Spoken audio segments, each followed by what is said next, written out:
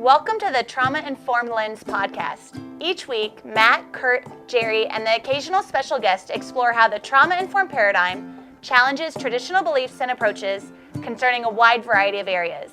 This podcast addresses psychological trauma in an educational manner and is not designed to replace mental health treatment.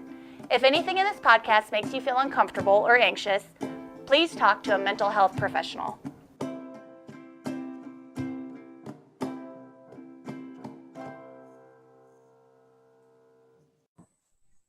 Welcome, friends, to episode 84 of the Trauma Informed Lens podcast. I'm Matt. I'm back here with Curt and Jerry. This week's episode, we're going to talk about trauma-organized systems and parallel processes. And I'm really excited as part of our ongoing series on trauma-informed workplaces to share with our listeners one really influential article on me. I don't know, Jerry may have sent me this at one point, but this article really got me thinking about trauma-informed leadership, trauma-informed organizations, and rereading this maybe a decade or so later than I first read it, I realized also a lot of my language that I've incorporated to trainings over the years still can trace its way back to this wonderful article. So as always, this is from Dr. Sandra Bloom. It's called Organizational Stress as a Barrier to Trauma-Informed Service Delivery. And to me, it's an amazing article on this. We'll put that up on traumainformedlens.org. And it's one of those articles where we'll probably take a few episodes to get through because as Dr. Bloom does, she, whether her books are 600 pages or it's a short article, she packs her stuff full with great information. So we're going to take a slow run for this. If you haven't read this article, really go to traumainformedlens.org and grab it. It's one that I encourage every team, definitely every leader needs to read it. And I hope you'll enjoy the conversations as much as we do over the next few weeks. So as always, we start out our episodes with bright, shiny objects. And I'll start with Curt today. He's outside. He's got the new haircut rocking. Looking good. So, Curt, what are you thinking about this week? I was thinking about we had 3 days of summertime in Colorado the last 3 days. It was absolutely gorgeous, and I just loved it. Yes.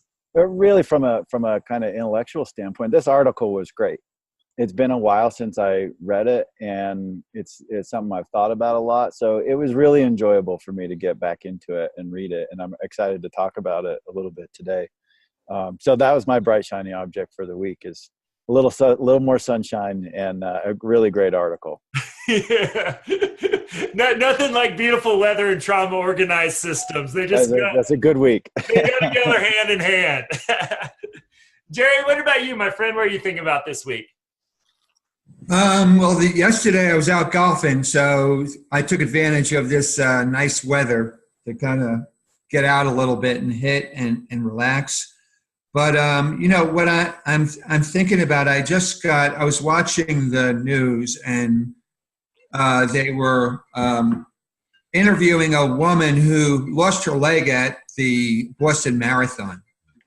And she talked about how she didn't want the loss of her leg to change her sense of being normal, being herself.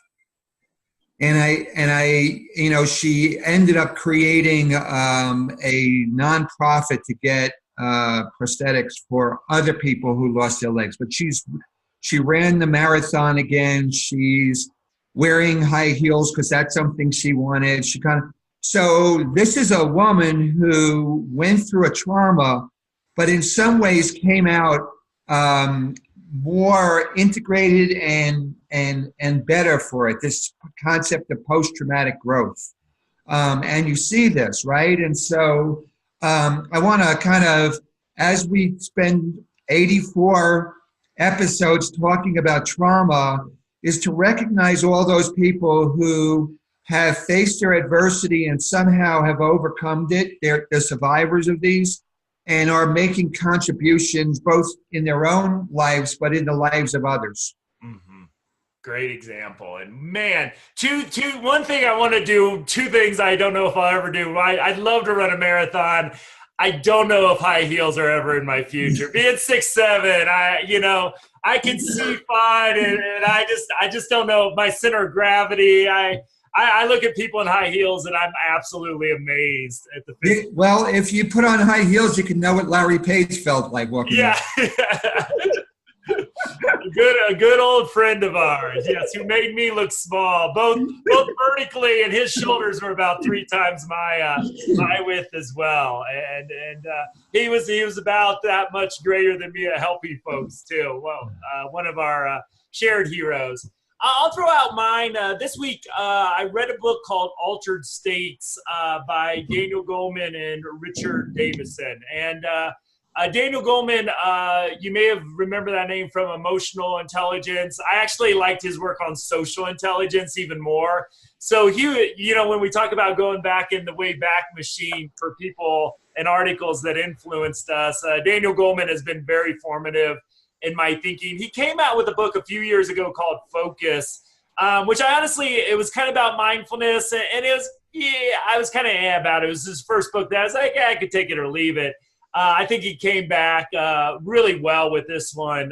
He's been and he mentions this a little bit in his other books, but a practitioner of mindfulness for most of his adult life. And what I really like about this book, if folks are interested in it, it really takes a look at mindfulness approaches and really breaks the research down. Instead of saying, mindfulness in general, because that can be defined in each ways, does X, they really look at, okay, these sort of practices get these sort of results in the literature. Very clear that more study needs to be done. Doesn't mean that a different practice doesn't get the same results, but because mindfulness is sort of everywhere, sometimes we generalize all results to, hey, if I'm doing a 2-minute mindful walk, I'm going to get the same results as a 2-hour mindfulness practice on a Saturday. And they go through a really nice breakdown of the research. So whether you're new to mindfulness or you've been keeping an eye on it, it's a really good book. And I think anybody can pick it up and learn a lot from it. So that's Altered Traits by Goleman and Davison. So that was a really great one to get through and find as well. So, all right, let's dive into this fun article. So this article starts out, and I thought as I was rereading it, one of the things that she talks about is the concept, and I'm not sure we've used this word a lot, of trauma organized systems. I think it's a very powerful way to chunk some words together. And really, in many ways, she talks about this from some different approaches. But the one I kind of wanted to start out our discussion here, because we've talked so much about this in different ways throughout our discussions, but she very clearly points out that so many people in our own field come from our own traumatic backgrounds. She lays out some statistics here that, and it's a small survey of only 78 people, but in the social service professions, but just 33 of those had psychological abuse, 24 physical, 22 sexual, 33 emotional neglect, 8 physical neglect, 32, which is a huge percentage, had a household member who was a substance abuser, in her words, 29 had a divorce, 20 domestic violence, 14 lived with a household member that were in prison. I mean, if you just, it's such a small sample size, but really powerful. And we don't know if one person had all of those. So the data is not great data to generalize, but I just, as we are folks, so many of us with our own history of trauma, I think we can really easily say that 2/3 of us in this field have at least had some childhood adversity in our own life, and that number is probably higher. I just kind of want to throw out there her concept of trauma organized, and just kind of your thinkings as leaders, as teammates over the years about doing the work of, as Jerry started our episode, post-traumatic growth and healing, but working with people that have huge histories of compound complex trauma, and knowing we come from our own backgrounds of this as well. And just that she brings up those old terms of transference and countertransference in there as well. So I just kind of want to start out as, again, how this article begins in a very powerful way with sort of your all's thinking about trauma organized system and the role trauma plays when people with traumatic backgrounds try to help people who might be actively going through traumatic experiences and have complex trauma in their own history. And just sort of that term trauma organized system and what that really means to you all. I think regardless of whether somebody has what we would call trauma in their background or not, the point can be a really powerful one, is that we all have had experiences in our past that form how we respond to events today.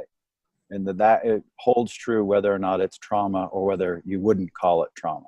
So how we think about relationships is based on our early experiences with caregivers, and how we create meaning to interactions with others are driven by that.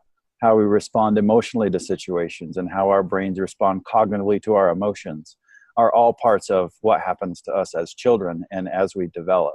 So regardless of whether there's trauma in your background or not, it's a really important set of concepts that help to understand how we respond to our everyday environments and how we get organized by them. So that's how I use it. And there certainly are some challenges that happen when we have people who are working in the field who have severe traumatic backgrounds. And it's important to understand those, and those people can be incredibly helpful to others. Like they really can be very, very helpful.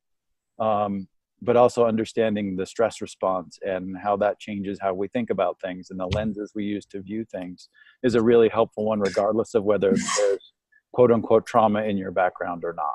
Mm-hmm. Jerry, what about you? When you hear the word trauma organized systems or organizations, what's that kind of resonate with you in your work? Well, I want to reiterate what Curt just said, is looking at a trauma lens, you interpret things through this kind of model of trauma. And I think what Curt kind of talked about is understanding this from a biological perspective, is that the whole process of adversity or challenges disrupts our equilibrium. And we have mechanisms in our body that drive towards reestablishing homeostasis, or this kind of equilibrium, that we have these set points in us. And that change is really about disturbing that equilibrium and then reestablishing it at a new set point, right, in an organization, to kind of look at that piece, so that you're constantly using this biology to kind of disrupt, whether it's about an individual's homeostasis, or it's a team's homeostasis, or it's an organization's, to create change in it, to kind of looking at that piece. But when these disruptions occur, and it occurs in such a way that there's a lack of both internal or external resources to manage those changes, the system gets stuck. And instead of reorganizing in a better way, it develops strategies to kind of manage the structure, so it continues to loop, and in some ways gets stuck in this hyper-aroused or hypo-aroused state in it. And then we develop strategies to manage that, just like individuals do.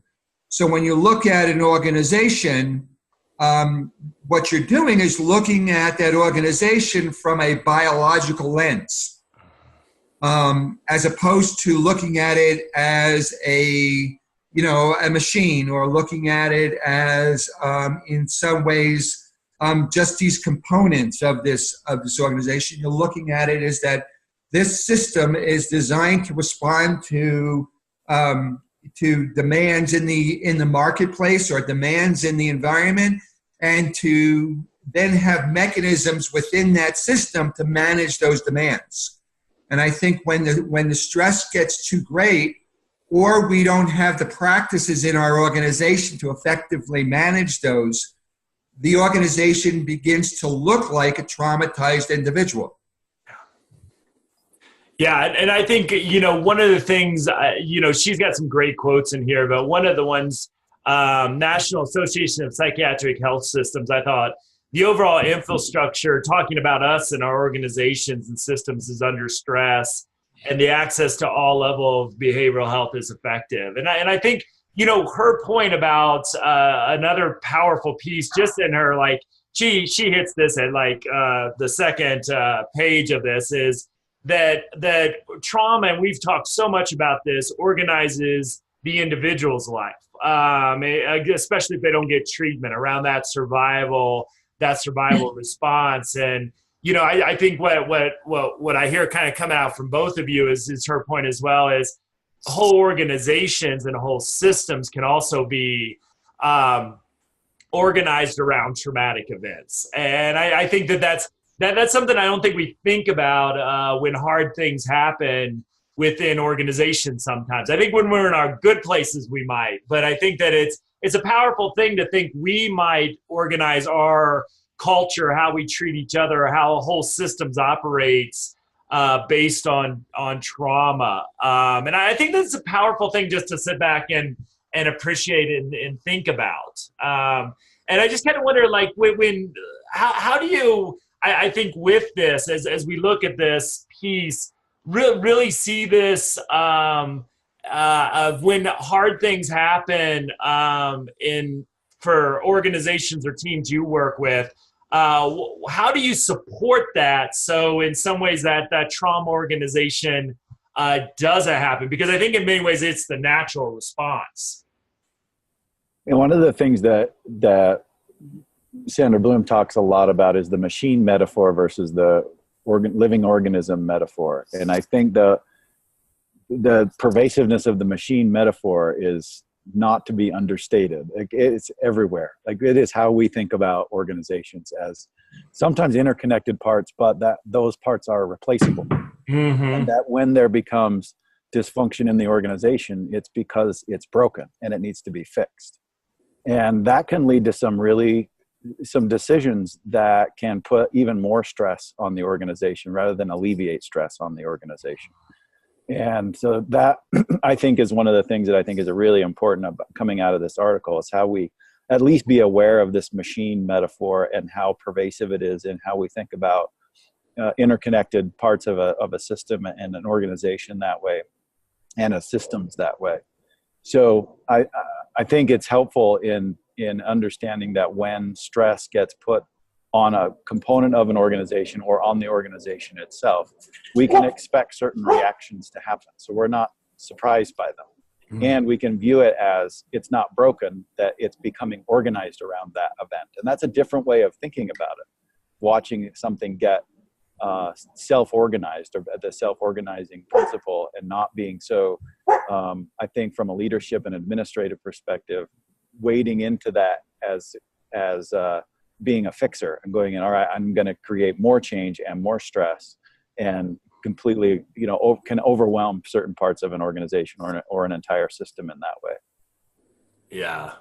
Well, and I think that's powerful, is I think a lot of times we'll see pieces of a system or even program not operating to, as especially from a leader's perspective, optimal levels. And instead of kind of taking a step back and looking at the psychological issues that she's bringing up, we often skip right to, okay, what new program do I need to bring in, or what do we need to do to really operate without looking at kind of those deeper psychological pieces of things. One of the concepts, and Jerry, I would love to get, because I know you probably thought about this probably quite a bit more than Curt and I, but one of the things she brings up that I don't hear us talking nearly as much about in our kind of presently, but I know it was a big thing in one of the few pieces of sort of self-care I got in graduate school was around transference and countertransference. And it's terms that I think I still hear around, but I think it was in some ways back when I was trained 18 years ago or so, 20 years ago, it was sort of the only kind of language we were talking about is, hey, just be careful your own stuff doesn't get in the way of helping others. But I kind of, as somebody who's gone through a lot more grad school in psychology than Curt and I have, I just kind of wonder, like, when you start to think about trauma organization and how transference and countertransference play into this, I wonder if that's still a part of your thinking when you look at organizational functioning and traumatized people oftentimes trying to help traumatized people. So, we're kind of mixing metaphors, right? Kind of, you're looking at it. And so, when we think about transference and countertransference, and in some ways coming out of a psychoanalytic kind of model, the old model was I was a blank screen and you were projecting all your stuff onto me, and anything that I kind of brought into that was my own stuff, right? And now we understand that relationships and change and doing is a bidirectional process. It's an intersubjective process to kind of looking at some of that. That being said, is that I have to, in some ways, be a better regulated, more mature nervous system that I could tolerate, manage what's coming up in me, so that I can use it to help you manage what's coming up in you, right? It's this kind of interactional process to kind of look at that piece. So that, when you think about organizations, oftentimes when there's lots of stress in the organization, it creates a demand on leaders to hold on to that and to respond to it in a growth facilitating way. Mm-hmm. As opposed to, I'm getting overwhelmed and now I've got to use my own defenses to kind of manage my stuff. So I use power and control to kind of address it so it makes me feel better, as opposed to engaging the organization in a way to kind of integrate this experience and grow and looking at that piece, right? And so really what I think she's alluding to is that this process that happens, or model that we had in terms of individual interaction, can be understood at an organizational level. Is that when there's dynamics going on in the environment, those dynamics are influencing the internal state of the leadership, and that the leadership in some ways has to be able to use that information to respond instead of to react to kind of looking at that piece. And when you have a level of stress that's beyond the leadership's ability to manage, we end up engaging in certain behaviors that we rationalize, that we justify, that we do it, but are really defensive in nature and self-serving.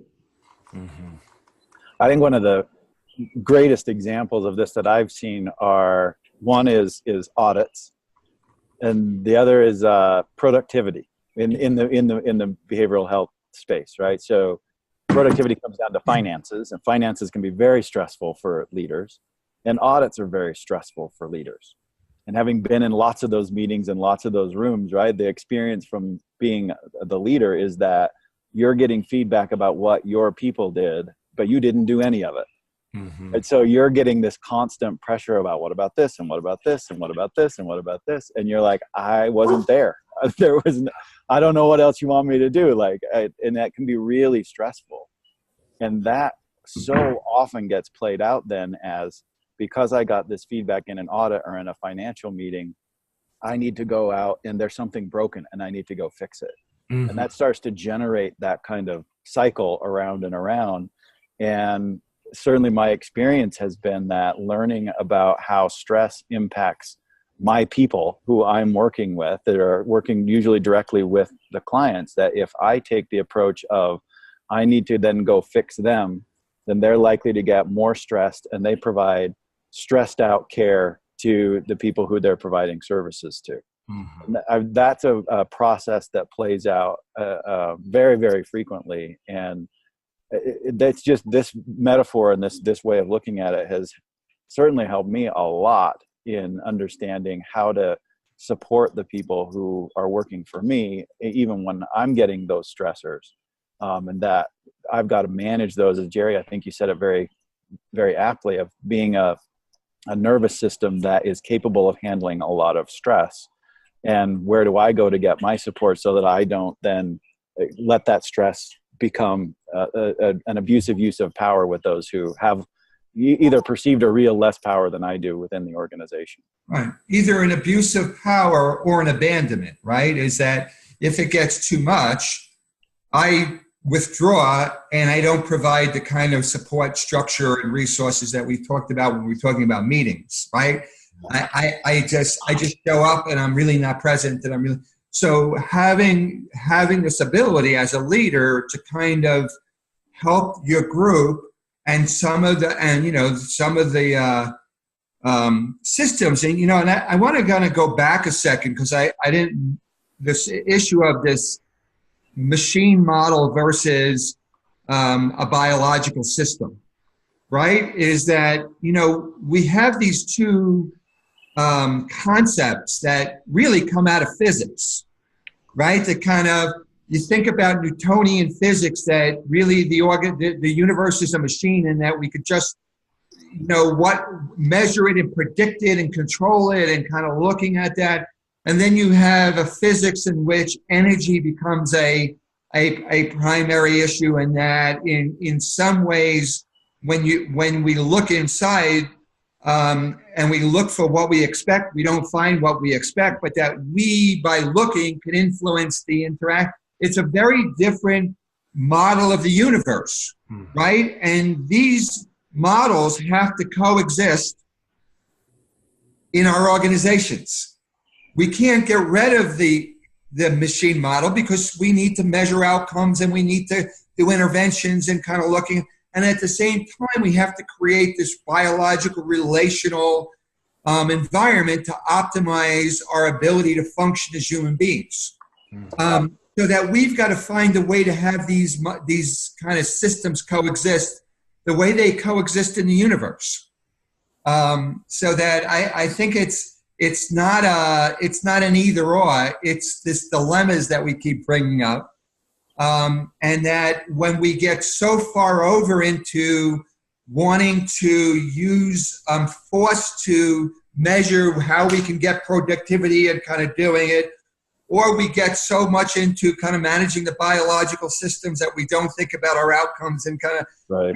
We want to have some balance of these kinds of perspectives that allow us to optimize the experience for the people that are working for us, so that they can be more productive and they can be more innovative and creative, and grow and change with their experiences. Because that's really what a healthy organism does, is it adapts to its environment.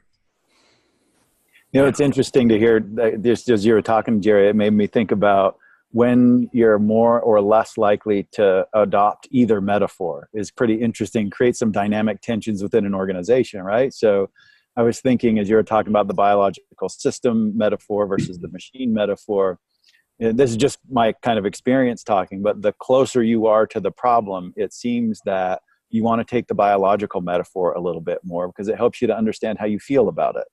And the further apart you are from the actual problem, the more likely you are to take a machine metaphor, because you don't have affect around it.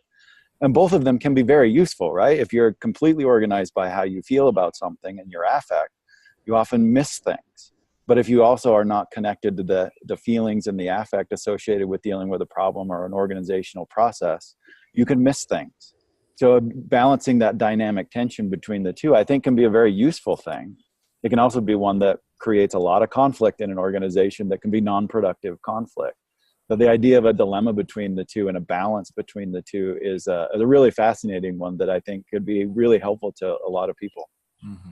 Well, and I would say, Curt, just to throw maybe a B to your A in the example too, is I do see, and I think both exist, but I also sometimes think from the leadership perspective, when we do get effectively charged, because at times we'll get frustrated, we'll get angry, we'll get impatient.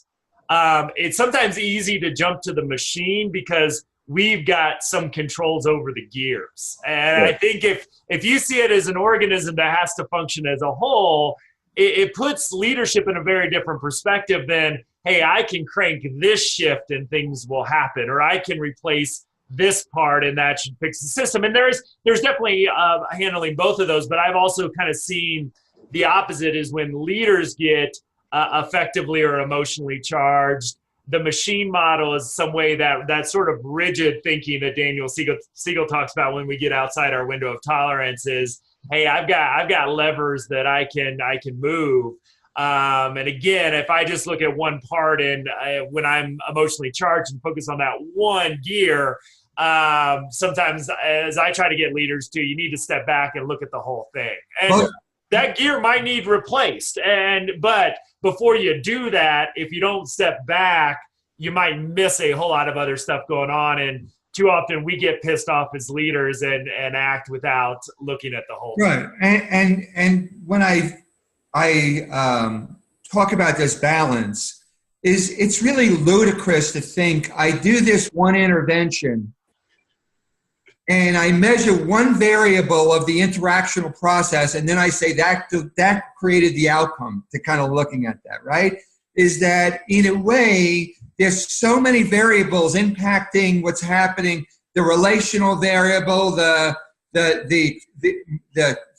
therapist experiences, the client's experiences, the organization you're in, the time, the social context in which there's so many issues, right? But my funders want a measure that says I am doing something. So I've got to be a machine in that kind of situation in a way to kind of be able to meet some demand. However, what we know is that creating these healthy relational dynamics in our organization in which people are connected, people are seen, heard, valued, invested, is going in some ways to optimize our ability to do those things. So when I say we've got to manage both of those, I'm really not saying that we shouldn't have this biological system, but we have to understand we function in a world that still wants to have a mechanistic measure of outcomes. Yeah. That's really, so that's where we have to be able to hold that, and in some ways be able to kind of respond to those demands, but also understand that when we come together in team meetings, we're a group of people with nervous systems and brains that bring a system of meaning with us, and that we have to, as you talked about last week, create these norms or commitments that allow us to interact in a healthy way, as opposed to letting the stress of the system dictate how we're going to interact. Yeah. Because what we know is the stress is going to decrease our ability to be aware of our internal states. The stress is going to increase our ability to act with urgency and create short-term solutions as opposed to looking at more comprehensive long-term outcomes. The stress is going to, in some ways, cause people to look at things in right and wrong, and so it'll generate conflict in us as opposed to looking at those, is that when we have these norms, they allow us in some ways to guide us in how we want to approach these problem-solving demands that are placed on us in organizations. Yeah, and I'm interested. I just want to throw this question out here, which is maybe, it takes us a little off, but I think at the same time, it speaks to one of the challenges that I see too. Is I totally agree with everything you just said, Jerry, for 100%. But also, one of my things that really helped me think from getting stuff done and trying to improve the outcomes that our funders have to measure is but I want to distinguish a little bit and see what your thoughts are. Is what you're talking about is sometimes the negative stress, but there's also, some people call this eustress, EUSTRES, but there's also good stress. So as a leader, I see this in my work as a clinician as well. On one hand, I'm trying to help mitigate the negative effects of stress, but also stress is what drives the group to perform better. Stress is what drives the group to give their best each day. So, if you look back, you can find this. I always use a cup analogy to talk about stress, and the more stress we have, the fuller our cup gets, and then it can blow our top and explode everywhere, and it gets ugly. But I was really cautious as we're dealing with so much of that potentially negative stress, including the traumatic stories we hear, the behaviors we deal with, all those things. And yet I know I need to add a certain level of stress, or at times, or at least as a group, deal with that to push us forward as well. So on one hand, there's so much negative stress, but on the other hand, I need to help put good stress in your cup too, so you'll do things. So I just kind of wonder. So Matt, I don't know where you worked. I never had. You're looking at it, Jerry. I never had to worry about creating stress. Plenty to go around. Right? There's plenty every day you walk in. And your issue is, how do I make that stress a positive as opposed to getting organized in a negative? But I don't generate the stress. It's there, in more than we can handle if we don't have structures and commitments and processes in place to do exactly what you're saying, is that this becomes an opportunity as opposed to an adversity. Yeah. And knowing that adversity is going to be in that. I'd like to work where you did, where you had to create stress. It's how I get out of bed in the morning in my team of one, Jerry. It's how I get you to show up on time for podcast recording. That's a nice place to wait. Let's see if we can create stress, right? Good. Kurt, I think Jerry, under that you've been good, but I'd love to get your thinking on this too, because I think a lot of, when we talk about rewards, for example, I want to achieve something good. So I'm trying to talk your language, which I'll butcher it probably. But in some ways, rewards, reinforcements are, hey, I'm driven to achieve something. Again, stress is going to be something that helps me do that. So I just kind of wonder on my little tangent here, if you have any. I want to remind people that last episode, Curt brought in the attachment process. I know. So you keep wanting to talk his language, but his language is changing. I mean, Matt's the one who's over there doing rewards and punishments all the time, not me. I'm trying to communicate cross-culturally here. Well, I mean, the way to think about it, at least this is how I think about it, is that anything that you do that starts to organize how we orient to an environment can be termed a stressor. Mm-hmm. Like, that is what they do. They get it. They organize us. Right. Whether that is something that is painful or whether it's something that is pleasant, it's still organizing. So it starts to organize how we react and respond to that environment. So you want to put those things into an environment, and I like to make them as pleasant as possible and hope that they organize some behavior. And then as Jerry's talking about the machine metaphor, I measure it to see if it had the effect that I wanted it to have. And so that I think about stress as something that organizes how we respond to our environment, whether that be a physical event, whether it be an emotional event, whether that be a cognitive event. Like, all of those things can be things that start to organize us in how we orient to our environments. Mm-hmm. And that brings me kind of the other great thing that she introduced, and this was one of the again, I think Jerry handed me this as he was introducing me this topic about parallel processes. And I'll just throw the definition she uses out here, which she got from somebody else, but I think it's a really good one. she uses it when two or more systems, whether these consist of individuals, groups, or organizations, have significant relationships with one another, they tend to develop similar affect, cognition, and behaviors, which are defined as parallel processes. And I think, this is where I see, as we talk about trauma organization, this really helped me take a step back and see the importance of health and wellness throughout the organization. Because I think sometimes when I go into organizations, I really get worried when I see how stressed out and burned out the leadership level is, knowing that oftentimes is going to really impact the emotional states of the staff as well. So, I think parallel processes, at least this is kind of my thinking, putting some of these pieces together, gives us a way to talk about how these systems get organized around trauma. So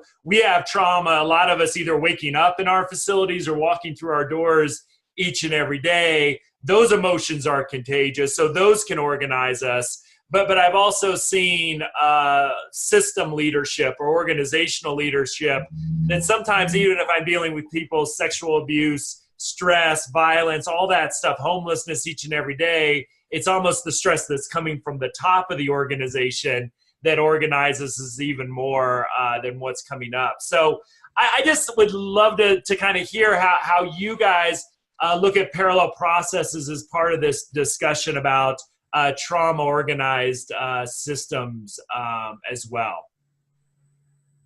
Oh, that's a big question, Matt. That's a really big question. It's a model that I use to help understand when how affect moves up and down the organizational hierarchy and how it can be passed back and forth between different levels of an organization. I kind of like to give people the visual kind of to talk it through, is that in what we do, it's not like people are spending their disposable income to buy our product, right? They're coming not because they have disposable income, they're coming because they're emotionally overwhelmed. And that creates a level of affect that the first line of the organization, those who are dealing with our clients most frequently, they experience that. And that can, they can experience that through facial expressions and all kinds of mechanisms. I like the way that we behave starts to impact those around us. Like, we all kind of get that concept. That's not earth-shattering. But as that first line gets stressed and overwhelmed, then they're interacting with the next line of the organization and they can get stressed and overwhelmed. And it can move up the organizational hierarchy in that way. And as Jerry was talking about earlier, at that level, anytime you have different levels in an organizational hierarchy, you have the potential for the abusive use of power. You have power differentials. And so how we pass that affect back, how we respond to that, and then interpret it and integrate it and then react to those who have less power than we do in an organization is a critical task. And have to be mindful of that and to pass it back in a way or respond to those who are overwhelmed, underneath us in the organizational hierarchy, either can regulate that group or further dysregulate that group, add to their stress, or can you help them to manage their stress? And I just use that all the time as like, what's my first job? And that's to help regulate people. Sometimes you have to do things that you have to set limits on a group. And knowing that when you do that, you're always going to increase some anxiety. There's always going to be some uncertainty when you have to set some limits. And so then recognizing the response of those that you had to set some limits around, as that's going to increase some anxiety, and understanding how that works in the parallel process world, and manage the anxiety, then I switch right back to set a limit, and now I'm managing anxiety. Mm-hmm. And so that kind of helps me with managing how the parallel process works. But as a process, it's like you see it all the time. It's just constant, like up and down the organizational hierarchy, which is kind of why I go back a few episodes to the article we read about why affect matters in organizations and the impact that affect matters in our organizations, especially when the labor that we do is emotional in nature. It's not really physical in nature. It's that we're connecting with people's emotions and responding to their emotions and managing the affect of others is an important part of the job that we do. And so managing stress and managing how our affect gets organized by the stress, chronic and acute, put on us as workers in that field is critically important. And Jerry, I want to ask you the question from a little bit of a different angle, because it's something I watched you go through, because I was kind of at that point in my career getting further up an organization and learning that I probably didn't want to be an executive director and deal with what you had to do. But one of the things that I watched you deal with, and I've watched a lot of other people deal with it since, is that in your kind of at the peak of the organizational chart that we worked in together, at least, I saw you dealing with, and then I was also as part of the leadership team dealing with it as well, but just systems that didn't seem to get any of this, that just kept, I think, when you look at big state systems, and I do a lot of work with national organizations as well, it doesn't always seem like the funders, who are in many ways several levels disconnected from the actual work, think about the biological model. And there's exceptions to the rule. Karen Mooney, one of our common friends, I think does a great job of this in her work of thinking about biologically. But so many systems just think that, hey, if we add stress to our funders, they're going to perform better. And I really watched you try to create a healthy and maintain a healthy organization within a system that was, I would say highly illogical at times, highly dysfunctional at times. We went through when I was there, a Medicaid crisis where we didn't know if we were going to get paid for the work we did anymore. And I just kind of wondered, from your position as being in a parallel process with the larger systems above you and trying to make a difference both up and down, how do you see parallel processes kind of on that meta level that you dealt with for so many years? Good question. I need to reflect on that for a second, right? I gotta bring up those files. Sequential memory, baby. As you get older, it's harder to access certain files to kind of look at that, because those aren't the things that stick out for me. What I remember is the relational interactions and the positive things and the kids and the doing it. So, but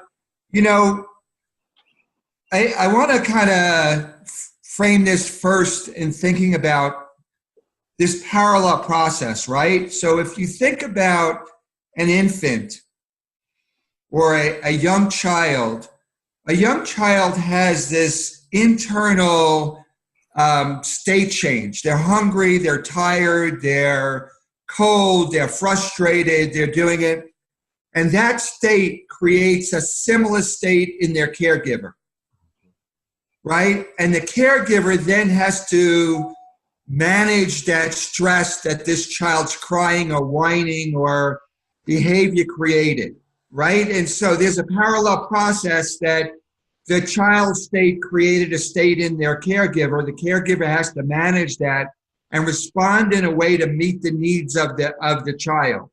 And when the child's needs are met, then both the caregiver and the child's state returns back to some equilibrium, and there's some reward in that process.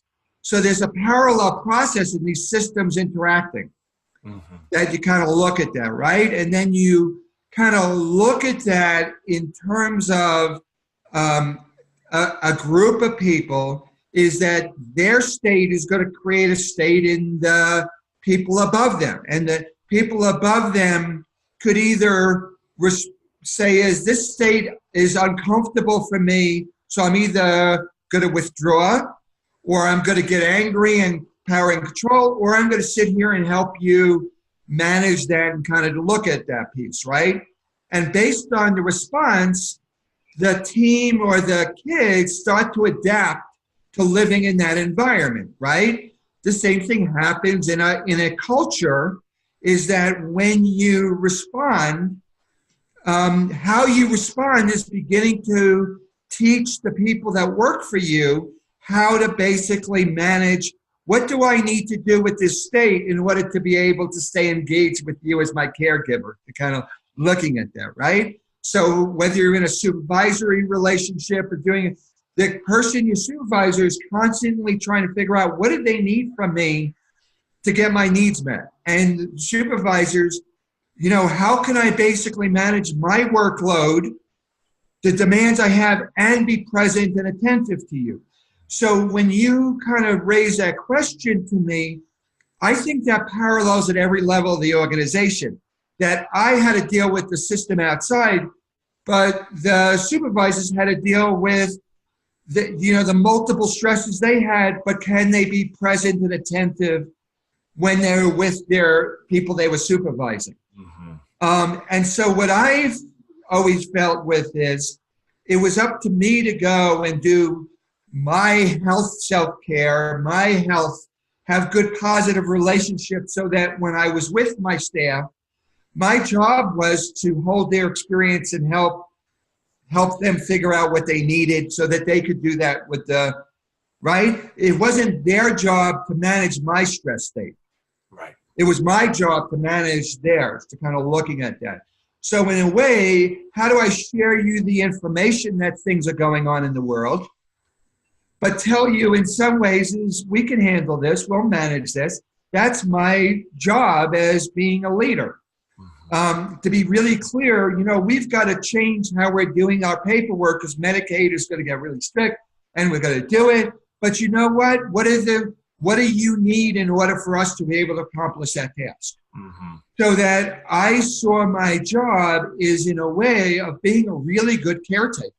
Mm-hmm. And I wanted my supervisors to see their job of being a really good caretaker, which means that I've got to have this reflective function to be able to look inside and think about, being with you, what are you sharing with me, both verbally and affectively, and how can I integrate that into how I can respond to help you manage that situation? So that's how this parallel process could be. It's always happening, right? In all of our relationships, you come home and you're in this state, and your wife comes home from work and she had a bad day, and all of a sudden she's sharing her internal state with you. You've got to hold that, or if you don't hold it in an empathetic way, you begin to interact in a different way. Mm-hmm. So I think parallel process is something we all have to understand happens at every level. And that's why she wrote that, or borrowed that, to say it happens in whether it's an individual interaction or a systems interaction. Mm-hmm. Is that we have the capacity to resonate with each other's internal states. Mm-hmm. I think that was one of the things I loved about, if you've ever watched the Ed Tronick video of the still face experience, like the still face experiment, one of the things he says is that people work to coordinate emotions. They work to coordinate their internal states. Which is part of being a social species, right? That's a really important thing to do. And we do that in a variety of ways through how we respond to one another. Facial cues being one of the major ones of those things, is how we coordinate our internal states and infer internal states on the part of others. And we're just doing that all the time. And that drives this parallel process as we try and coordinate our internal states with one another and operate as a group where we regulate one another and we accomplish tasks better together than we could apart. And part of that is, that's probably a great reason why emotional intelligence has been such the rage in the business world, is that that's really an important part of how teams operate, is coordinating our internal states and coordinating how we feel about things and how we think about things. Right. And we share so much, we communicate so much more non-verbally than we do verbally. Yeah. Right. And so really being able to be aware and attentive to that non-verbal communication is something that's so important in terms of being if you use their language, trauma responsive versus being trauma organized. Exactly. And I think, Jerry, you really summed up the challenge of leadership, especially at the higher levels of the organization in such a great way, is how do we manage our own stress in some ways in a stress sandwich that doesn't exist in a whole lot of other, industries. Is we have, again, trauma is the work that we do in so many ways. Again, it's not all that we do, but we're dealing with so much of the fallout from trauma and homelessness and abuse, all these things coming through our door, waking up in our facilities. And then, I see more and more, especially around the levels of burnout, about cynicism and callousness, that whole systems on the federal level even get trauma organized. And I think I just watch leaders trying to manage both of those and making sure that they're nonverbal every time they step in on the hallway, does not communicate holy bleep, is the sky falling today? Because I think,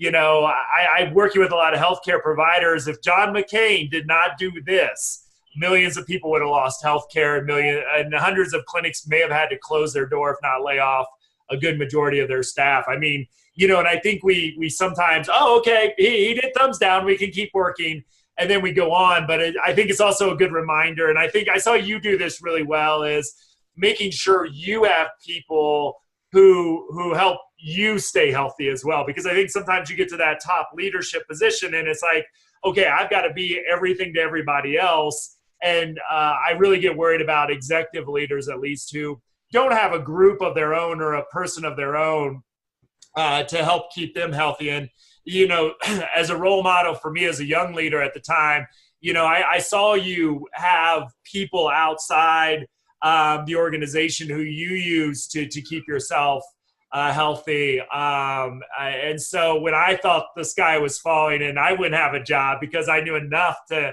be scared, you come in, we've been around for 100-some years. We'll be around tomorrow. Don't worry. And I'm like, the sky is falling. Yeah, it's okay. Like, how are you so calm?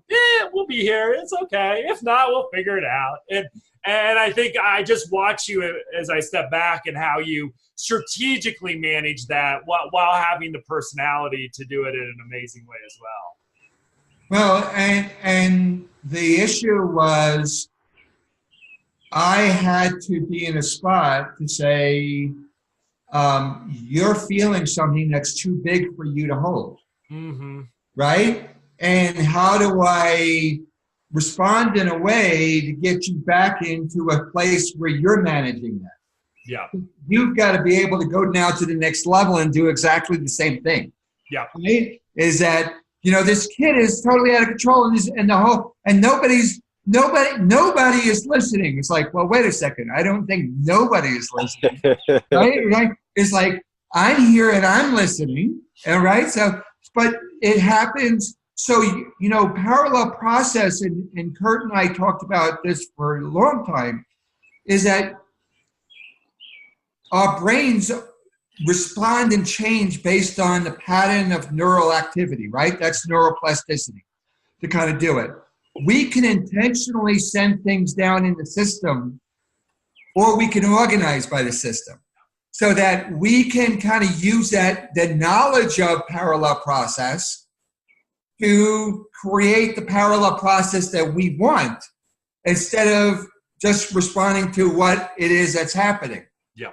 So that's why if we have some discussions and talk about and say, what is it that we really want to create? And I think that's where Sandra Bloom's, sanctuary model is.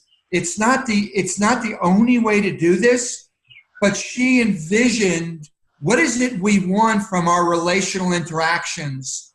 What is it we want that's connected to attachment, to development, to brain development, to however, and then how do we create the commitments, nonviolence, creating the commitments to open communication, to be the antidote to the traumatic stress that's going to come.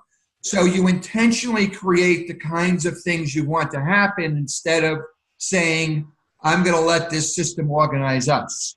And I think that's the beauty of being a leader means I envision where we want to go instead of being pushed where we want to go. Yeah. Awesome. I think that's a great note to wrap up today. Well done, my friend.